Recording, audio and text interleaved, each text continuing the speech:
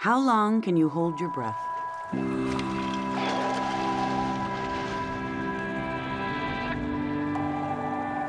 Imagine taking a single breath, then plummeting hundreds of feet down into the ocean on a weighted sled.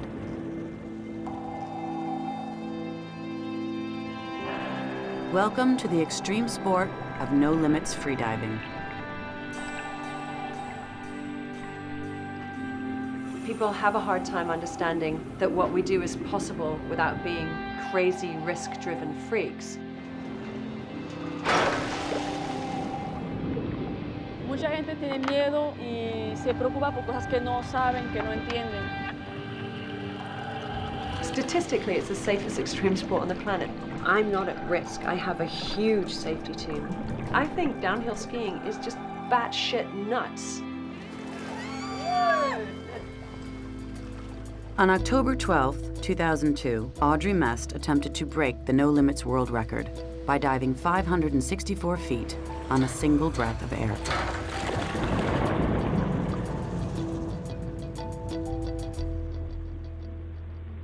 Audrey had been married to Pipin, a world record freediver with cult-like celebrity status within the sport. Sports Illustrated described their relationship. Carried away by love, for risk and for each other, two of the world's best freedivers went to the limits of their sport. Only one came back. When you live on that edge and you're driven to that extreme, we see it play out in sports all the time, and football, as dangerous as that is, it isn't risky enough for certain types of human beings. You know, there's something in them that needs to push it further and further, and one mistake or whatever happened is all it's going to take to tip it into tragedy. Sports Illustrated billed the story as one of love and obsession. But was this an underwater tale of star-crossed lovers? She's probably one of the most beautiful people I ever been around. And there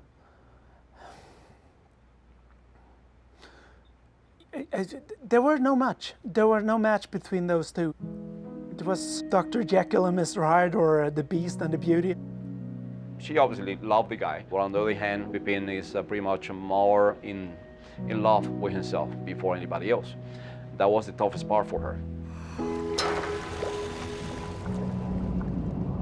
I met Audrey when she and Pipin did a tandem world record dive. My impression was that Pipin and Audrey were very much in love and that they were soulmates, that they both enjoyed the same sport and that it brought them closer.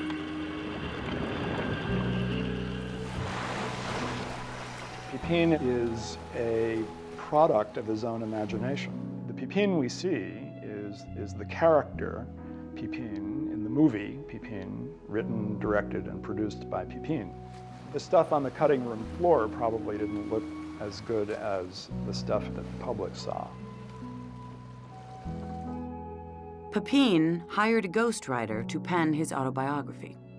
What had been presented to me as kind of a romantic tragedy, the more I looked into it, I felt like that was a very simplistic depiction of what happened, and it was really a needless tragedy. The main problem I had with him as a writer was that he was kind of an unreliable narrator, and it's really hard to write a book about somebody if you don't believe half of what they say. Francisco Pipin was born in Cuba on January 18, 1962. For Pipin, a lot of this goes back to what he grew up with as a child, the body he was born into. He's got deformed legs and feet. He's got orthopedic shoes. He's got asthma. He's got really bad eyesight, thick glasses. And kids make fun of him. And so he discovers, thanks to an uncle who puts him in the water, that he can swim before he can walk. I felt like there's a God that lives down there in the base of the ocean.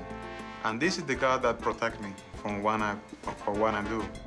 As the young Cuban healed from his ailments, the water also provided him a living as a spear fisherman. He would come up with some very far-fetched tales. One of my favorites was one day he was freediving for fish, and lo and behold, he looked next to him was a Soviet submarine. I said, Pipin, you're really sure you want to put this in the book? Yes, he wanted to put that in.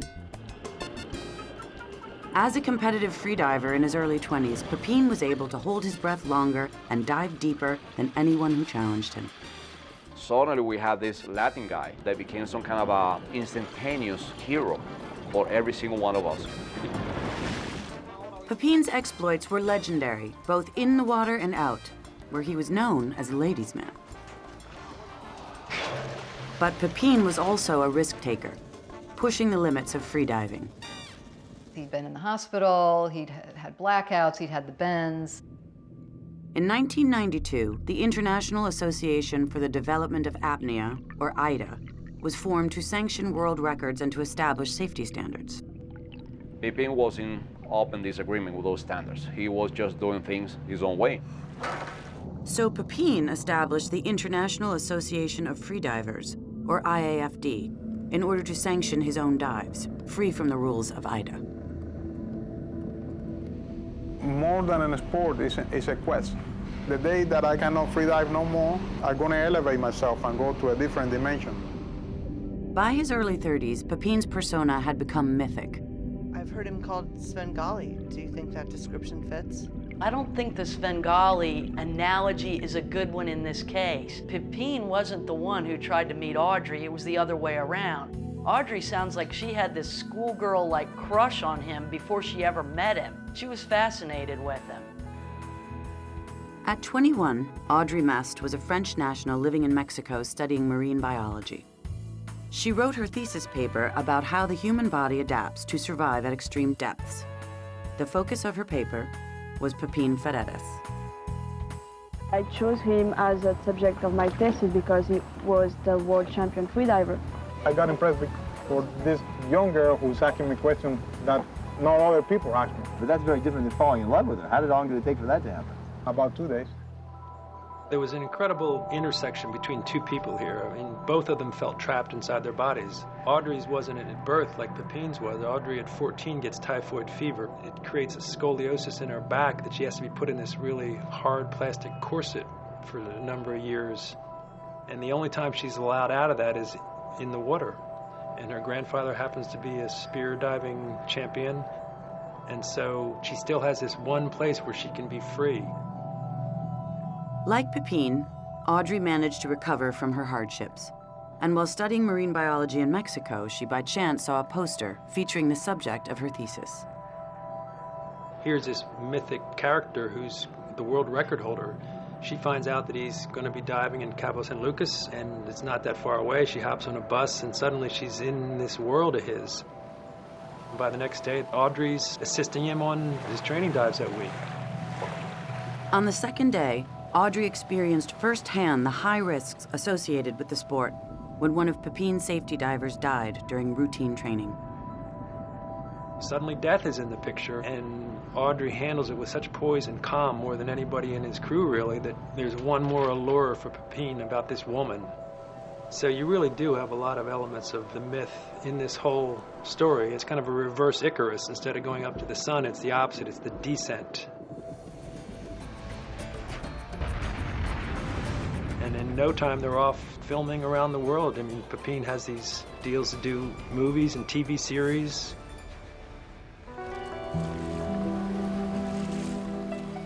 I believe that for Audrey, she really was all about the ocean. She wanted to go with the animals. Her favorite thing was to dive with the animals, the sharks, the dolphins. People think of mermaids. She was the original mermaid.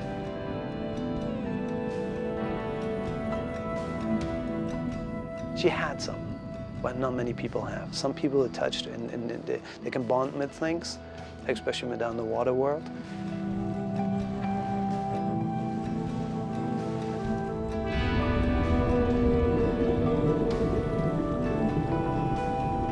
Nothing would swim really away from her. That's what we always said. Within a few years, Pipin and Audrey were married. When I started interacting with Pipin, no one had really done any biomedical measurements.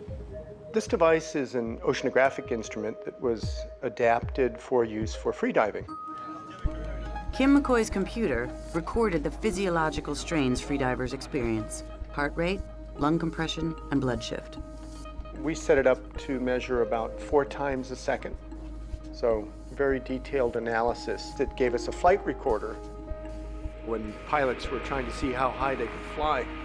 But at a certain point, without added oxygen, they started blacking out. This is sort of the inverse with freediving. How deep can they go and still metabolically survive? Most frequently, metabolic stress would result in blackouts. And Pipin, by then in his late 30s, was suffering from them more and more. Lo acabamos de chequear en la computadora. Pasaron 40 segundos en el fondo. En los últimos 3 metros se desmayó. Dime, porque tú eres una esposa de qué pensamos. Nada, o sea, esas cosas suceden, no. Yo tengo muchísima confianza en lo que él hace y en lo que hacemos. Pipin's starting to realize he can't go on forever, but he's got this younger mirror image of himself that he can be the person who unleashes this new force on the diving world.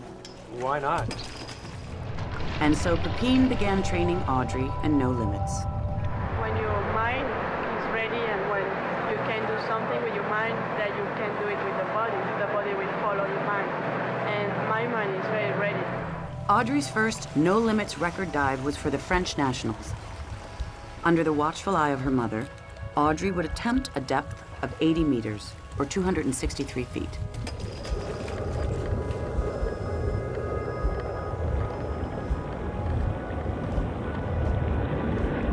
I felt privileged to be around her as she transitioned from being literally just an extra on a set to being star talent.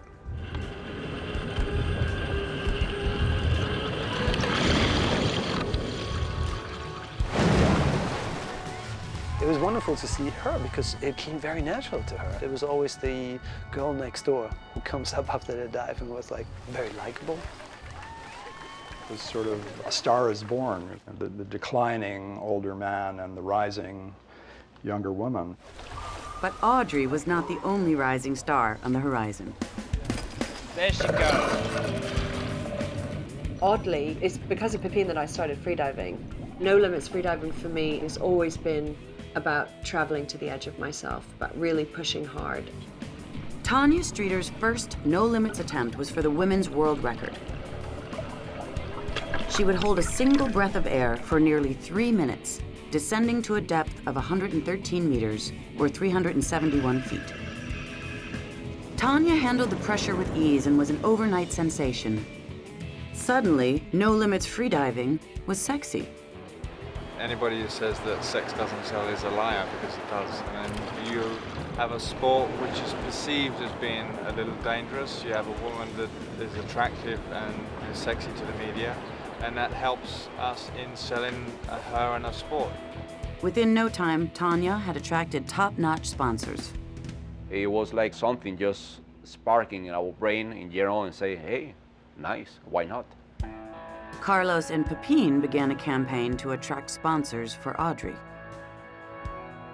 She didn't wear her emotions publicly, but she certainly had great concerns. Concerns about what? Well, she was concerned about who she was. Her significant other, Pipin, was 12 or 13 years her elder, and she was coming into her own.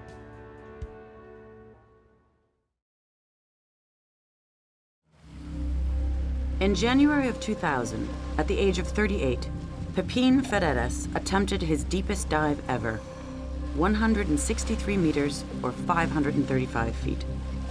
Audrey's now on eggshells about how much further he can go, and she's got to watch him like a hawk.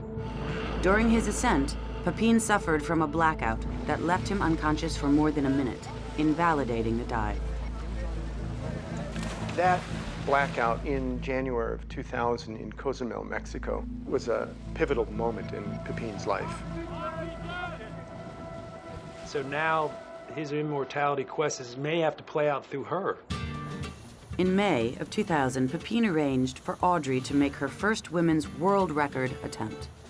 On the team were photographers Guido Bras and Nick Buckley, deep water safety divers Pascal Barnaby and Cedric Darolis, and Kim McCoy from Ocean Sensors.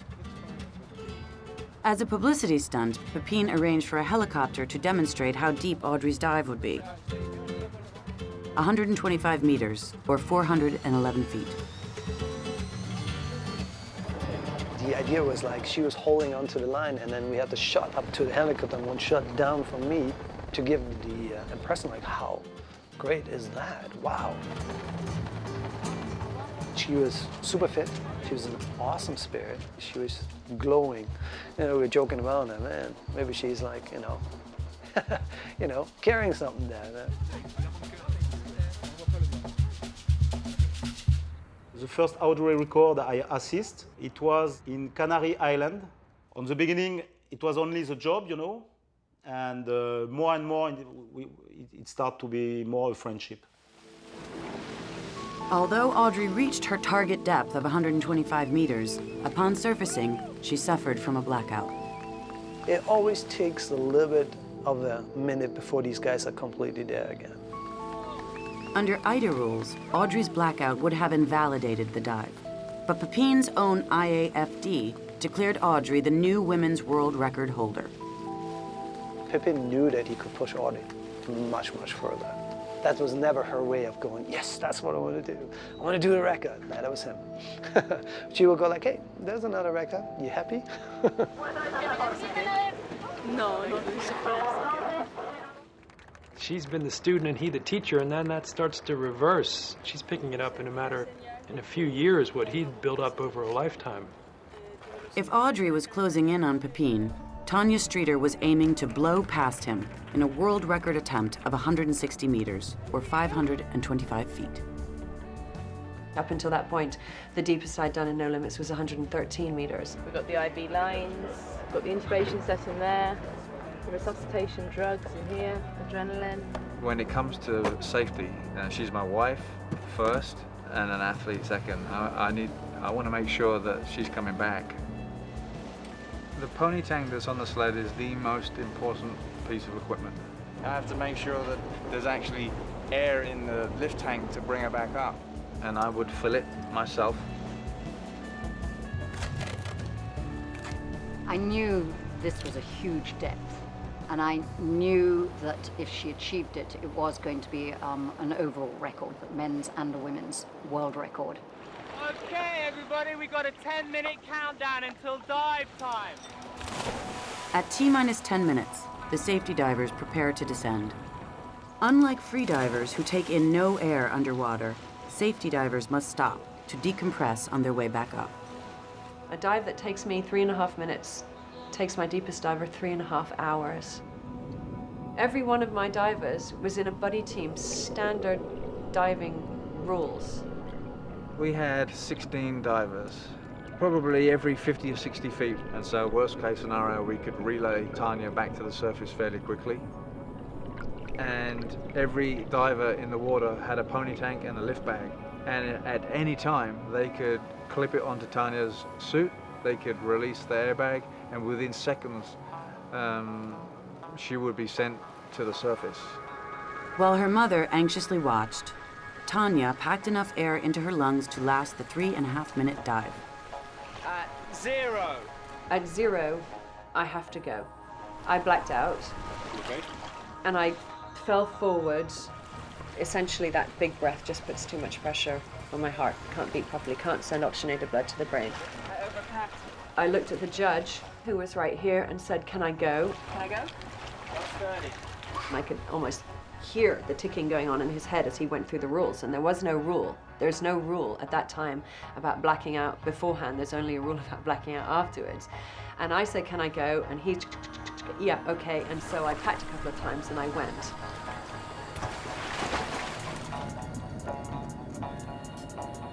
So that was the roughest imaginable start. Effectively, I dived with about 80% of my volume of air that I would need to be able to equalize that deep. I already don't know what's going to happen to my body at 160 meters.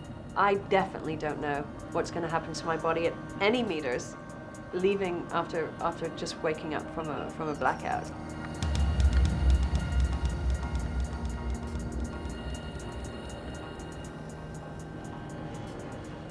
I can feel her breaking on the lines, but I can also hear the diver, so I know how deep she's going. 45 seconds, dive time. I have a mask and snorkel on when I'm in the water, and the minute she disappears, I put my head in the water and watch her as far as I can. And then you can hear things in the water too, because her safety divers tap their tanks with metal sticks.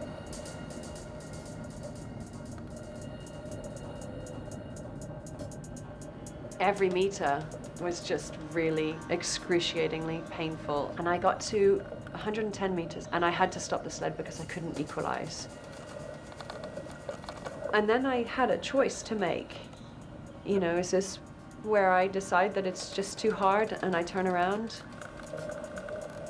And I have always said to myself on every free dive, if it isn't something that's physical that is stopping you, then it's mental. And is your mind going to be your weapon or your weakness? I owe my success to making my mind my weapon, and this dive wasn't any different. And I could hear them right next to me. Go, Tanya, go, Tanya.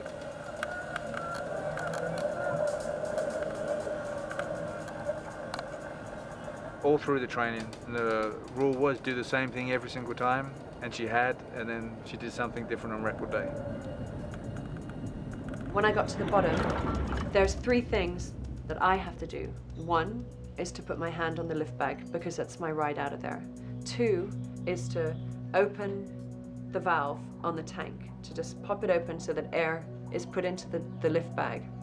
And 3 is to pull the pin. 1, 2, 3, 3 steps. And what I did is I put my hand on the lift bag, I opened the tank valve, and I blew a kiss to the sea. And to me, I had done 3 steps. 1, 2, 3.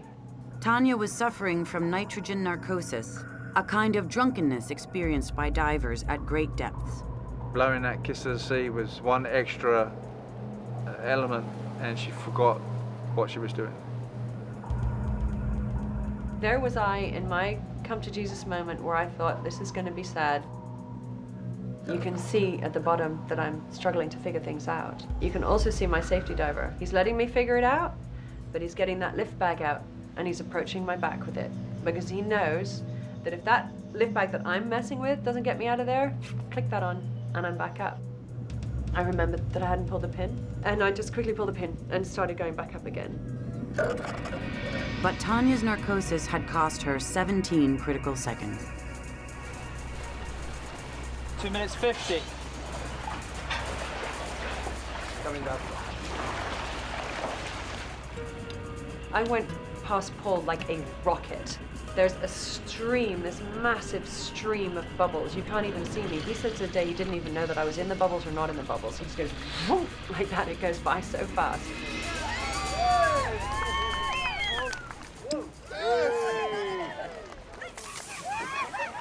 The moment he found out that Tanya Streeter had done the record, he went ballistic.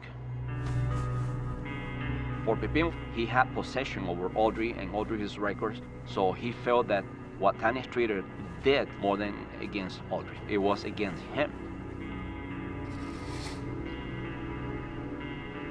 If I'm honest, I think the reason that Pipin pushed Audrey was because Pipin couldn't do it himself. And I know that's really inflammatory, and I hope he doesn't know where I live, but I truly believe that. Just 6 weeks after Tanya's dive, Team Pipin headed to the Dominican Republic for Audrey to begin training. The whole reason for us to be in Dominican Republic in October instead of December, as we had planned before, it was Tanya Streeter. Tanya had made it to 160 meters. For Audrey to break the record, she would only have to dive 161 meters. Pipin wants his wife, Audrey, to kick her ass really, really hard and trying to beat the men's record as Tanya did. She don't make decisions on that kind of stuff.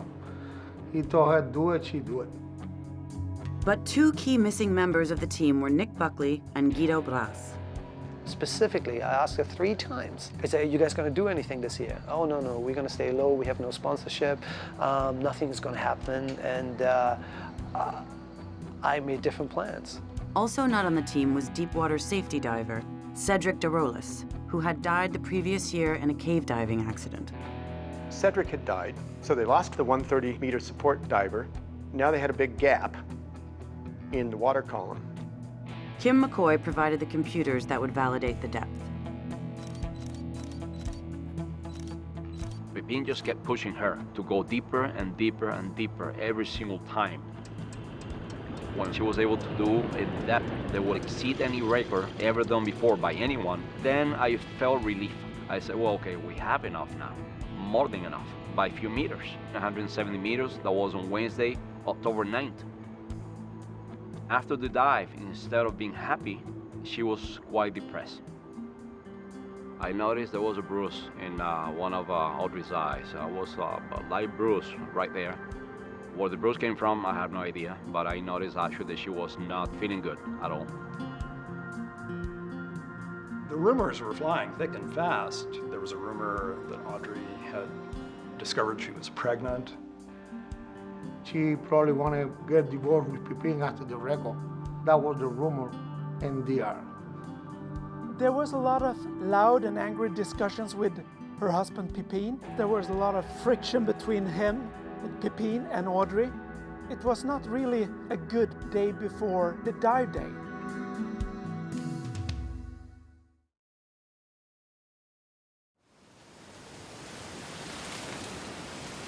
The day of the dive, that morning, it was very stormy.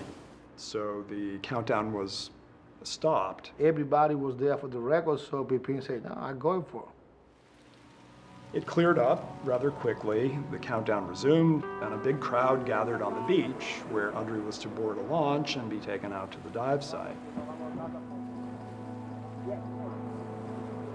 Audrey was just very withdrawn. Obviously, something was just not right. Her mood was bizarre. She was cut off as if in a soundproof, clear booth that moved with her. She stood at the edge of the water and stared into the ocean.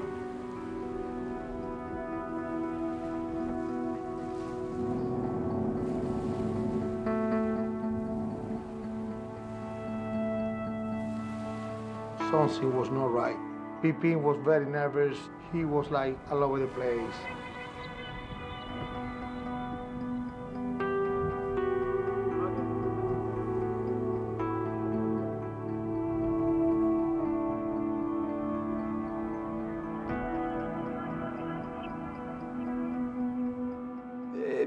It was troubling. There was a lot going on that it didn't feel quite right, yet it just, like Greek tragedy, ground on toward this end that everyone could see coming.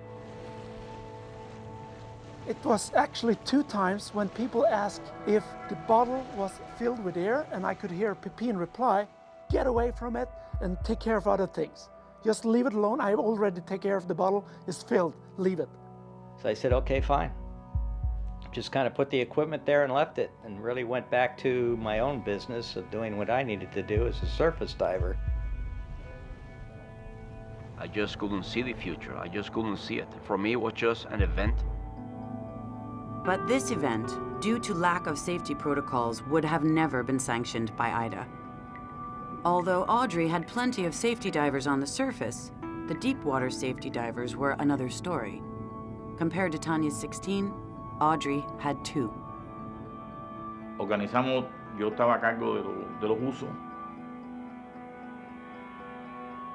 Se hace el contador receptivo, yo bajo a 80 metros, que fue mi posición, con aire comprimido. Había solamente para Pascal Bernabé, que iba a estar en 172 metros. Even with Pascal at 172 meters and Wiki at 80 meters, that left a gaping hole at the 130-meter mark. The gap at 130 meters was a gap that really was just underfunded. Cedric had passed away, and the cost of a mixed gas diver with experience was not zero. But Pipin, determining the rules with his own organization, the IAFD, proceeded despite the obvious dangers. Like usual, 4 or 5 minutes before she starts diving, I was descending fast, on the cable. At T-minus 3 minutes, Wiki began his descent to the 80-meter mark. Audrey used the remaining time to pack enough air for the 3.5-minute dive. A kiss from Pipin, and Audrey took her final breath.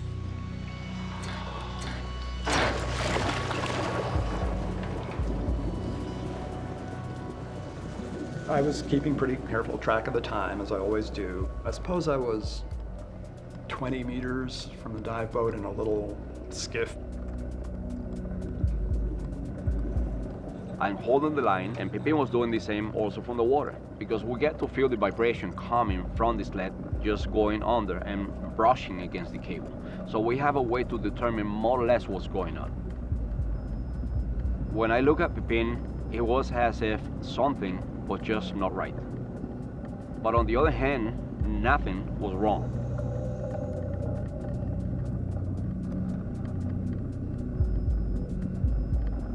Y le doy la señal de que está en 80 metros. Ella pasó por delante de mí, que iba bien, perfecto.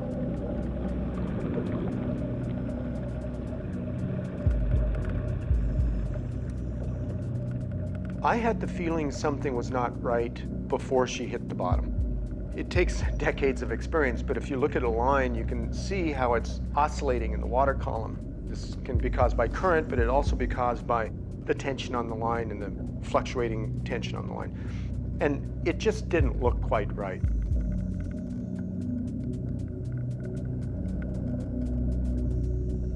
A minute and a half into the dive, to tell Audrey she was nearing the 170-meter mark, Pascal clanged his pipes. I saw Audrey arriving like usual, you know, fast. At 1 minute and 42 seconds, Audrey's sled reached the bottom of the line.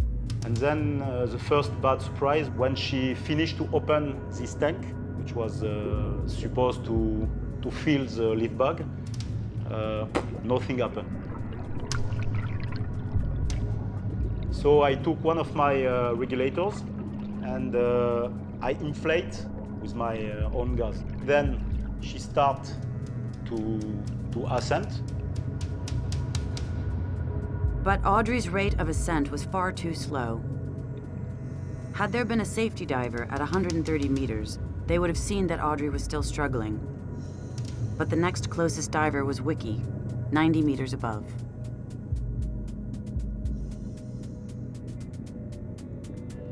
Y pasaron 30, 40, 50, un minuto, y ella no salía. Y no salía. Pascal Barnaby, who was at 170 meters on a trimix, he could not rise very fast. He did rise faster than he should have because he realized, too, that something had gone awry. He last saw Audrey at about 165 meters, 162 meters. We counted the time. After 3 minutes, she's supposed to be back between 3 to 3:15, 3:20 minutes. And then you don't see the sled moving. When she's coming back, you see the cables moving fast because she's flying back out. And then, you know, you don't see the divers doing anything in the top. I thought, well, okay, it's taking a little bit longer than planned. That's not so bad. It's only 3.5 minutes. No big deal. No distress, no signs of distress on the dive boat. During his snorkel, he was just screaming, "Fuck!" Pipin was screaming up to the surface boat that he wanted his scuba gear. And they threw down the scuba gear to Pipin, and it took him 1 minute to put it on.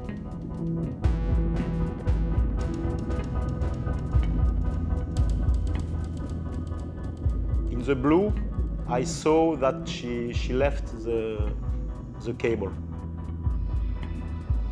Pascal found her at 124, drifting like a leaf in autumn through the water column. She was in blackout, so I ascend very fast, really very fast, probably my fastest ascent. Cuando yo veo que el sled viene lentamente, solo, digo, ¿qué pasó? The moment the people at surface knew something was terribly awry was when the lift bag came to the surface and there was no Audrey. And of course, at that point, my heart probably was beating probably 3 times faster than normal because I knew that something had happened to her already at that point.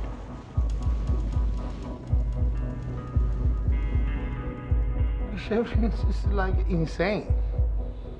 You know, well, what are you really having?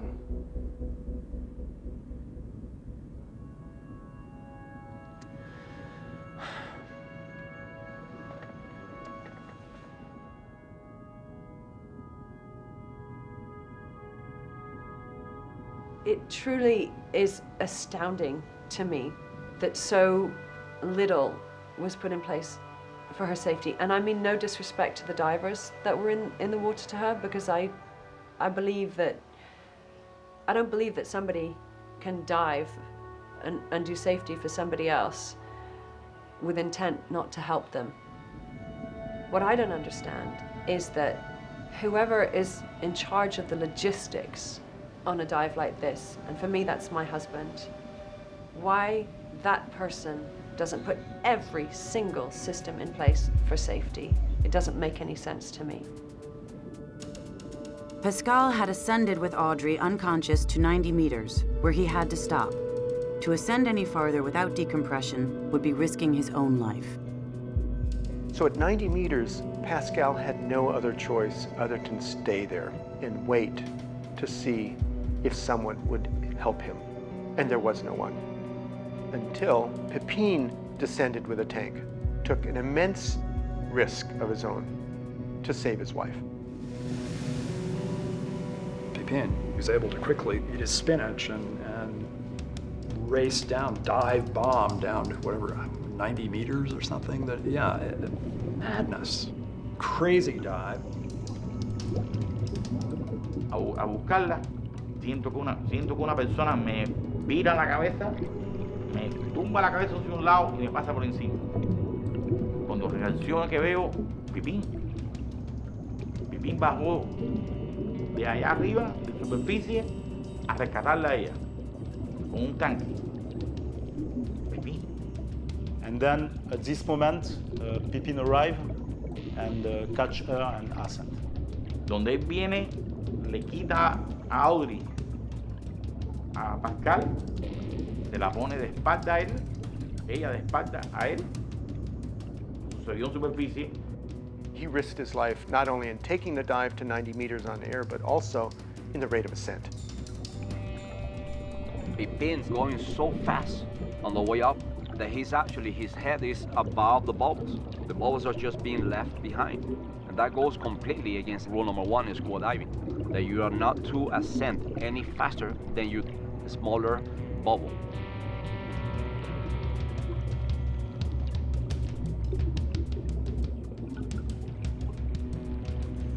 Pascal, ahí tuve 2 horas haciendo descompresión. Lo que sucedió en la superficie lo he visto en video. Es monstruoso lo que sucedió en la superficie. When Pipin finally surfaced with Audrey, 8 minutes and 38 seconds had passed. When they popped up out of the water, I was taken aback. She was supine in the water. A lot of pink foam was coming out of her mouth. Over another minute passed as Pipin frantically tried to resuscitate Audrey in the water. It seemed to be going in slow motion, and I remember thinking, good heavens, why are they moving so slowly?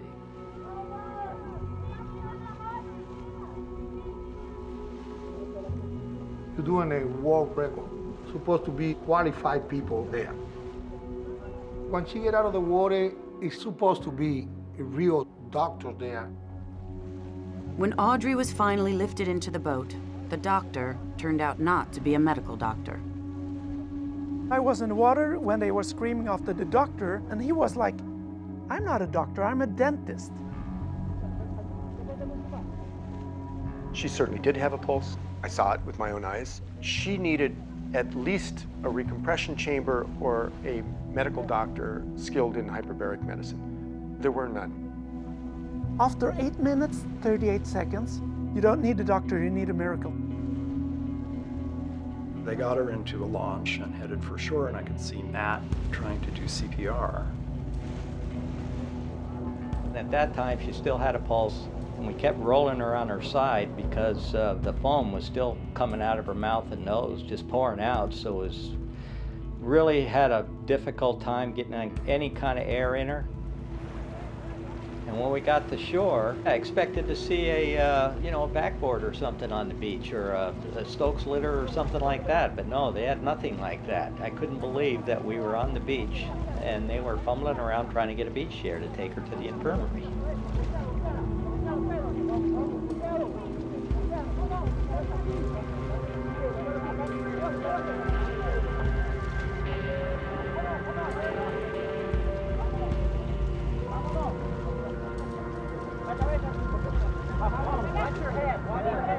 It was pretty chaotic as far as getting her from that boat to the infirmary.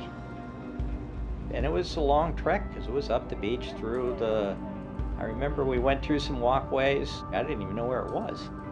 When we got there, they were painting in the infirmary. The whole thing was crazy. Everything was wrong from the beginning to the end. I mean, it's like the girl don't have a little brain to survive that day. It took more than 30 minutes to get Audrey to the nearest hospital, where shortly after arrival, she was pronounced dead. I had a phone call from Kim. He said that she was dead. And the first thing what he said to us is that Pipin, well, if I and Nick would have been there, she would have been still alive. So.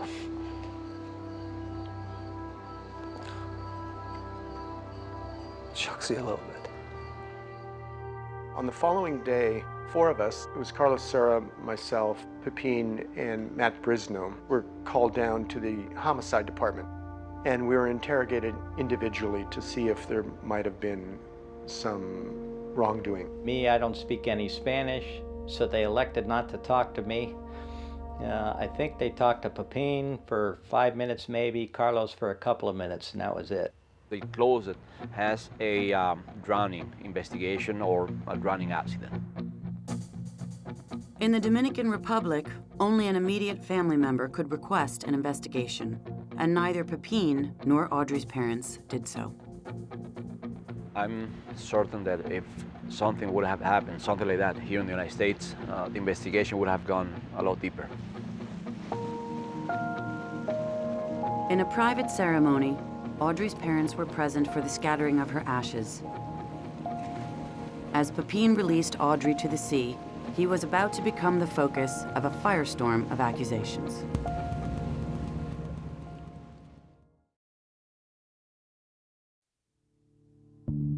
Audrey Mestre's death stunned the freediving community. How could this have happened? What we have here is a graphic representation. I spent almost every waking moment trying to figure out what happened because no one knew what happened. You can see in this portion here where Pipin... His analysis of the data was all very impressive, but even then it made one just want to grab one's head and say, yes, of course, but did he kill her?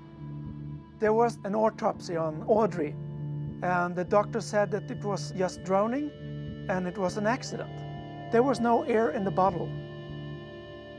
And that was the main thing.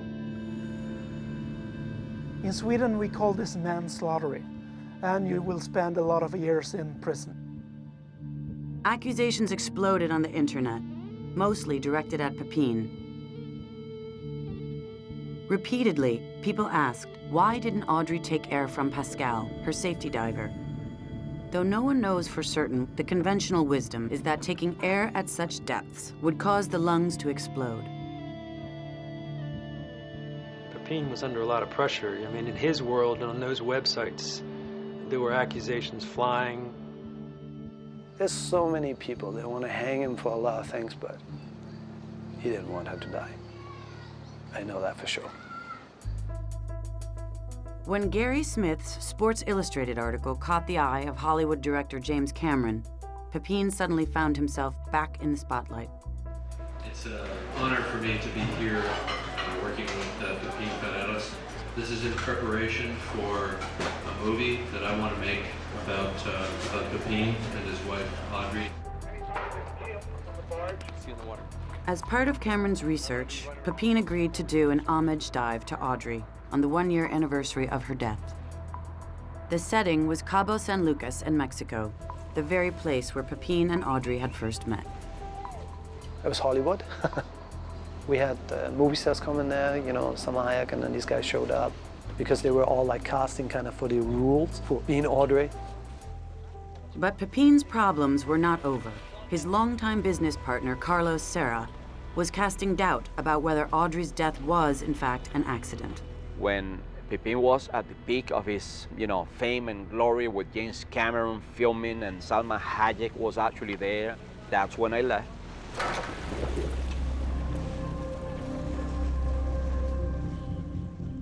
Pipin was attempting Audrey's dive of 170 meters. It had been nearly 3 years since his last record attempt.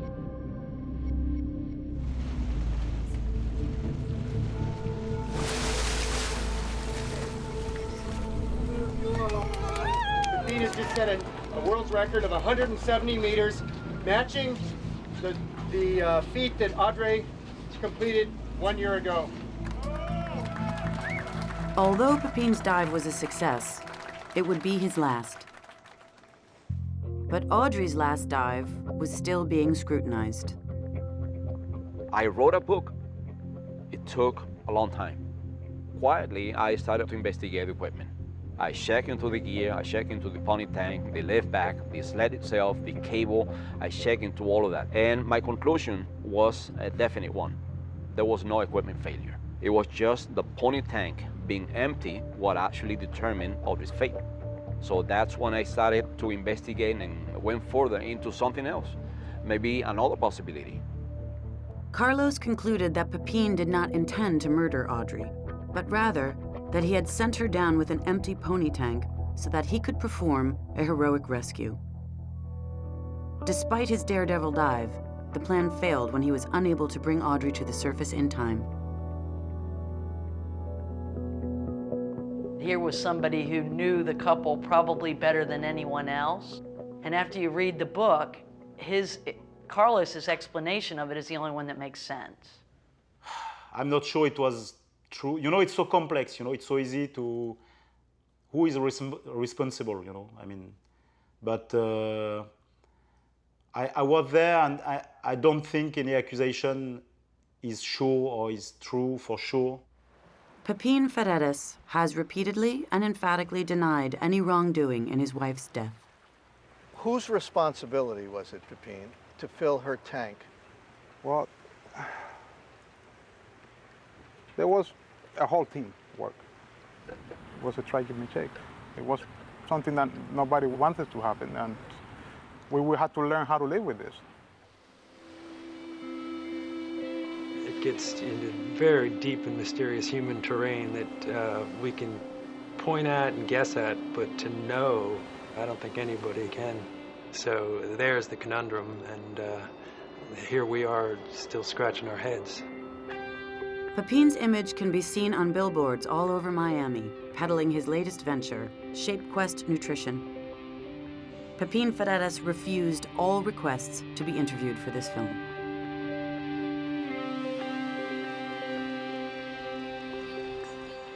This particular record has been a blessing and a curse. I'm part of a story that led to other people losing their life, going deeper. A chapter will close for me when somebody else breaks that record. But after more than a decade, no woman has beaten Tanya Streeter's record. Perhaps the only one who could have was Audrey Mestre, but she is gone. Had she lived, would she have kept trying to go deeper?